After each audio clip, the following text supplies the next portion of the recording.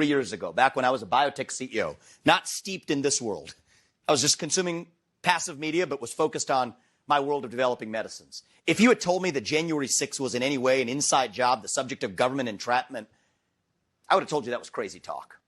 Fringe conspiracy theory nonsense.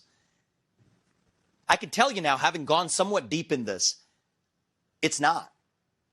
I mean, the reality is this. We do have a government, first of all, we have to acknowledge, that has lied to us systematically over the last several years about the origin of COVID-19, about the Hunter Biden laptop that we were told was false by 51 CIA experts and otherwise before we now know that it was true. You can go straight down the list, the Trump-Russia disinformation collusion hoax, all of it. Now we come to January 6th. The reality is we know that there were federal law enforcement agents in that field. We don't know how many. I think it's shameful. If I may finish just answering well, this, this is really important. I'm going to go ahead and interrupt you here because I know the establishment doesn't approve of this message. I know that there were federal agents. We should be able to talk about this. You're saying that there were federal agents. This is important to talk about. You are saying there were federal agents in the crowd on January 6th. Yep.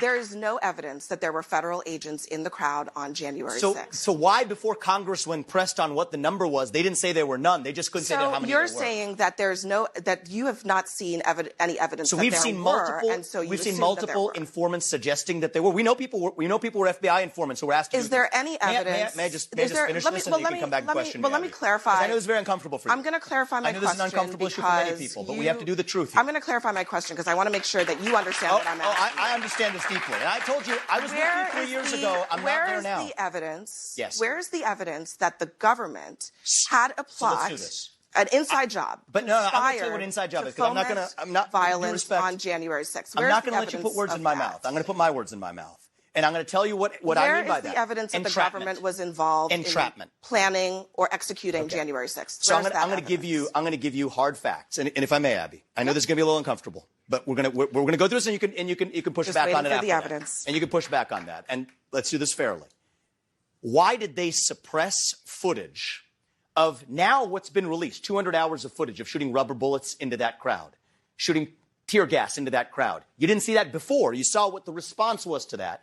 Now you see footage coming out of actually rolling out the red carpet for Capitol Police allowing people in, again, right through the front door. The vast majority of the footage evidence should have been released before, Abby. Mr. Ramaswamy, the vast majority of the footage shows police officers being overrun and I want to talk about one more by case. violent this is really important. riders. That's I'm going to give you some hard facts. Of it shows. So here's what entrapment is. Cherry pick. I'm not cherry picking. If I may finish, Abby. If I may finish, Abby. I'm not cherry picking. Examples. To the contrary. To the contrary. You know who cherry picked? You know who cherry picked? The government. That is what happened. The government cherry picked 12 hours of footage.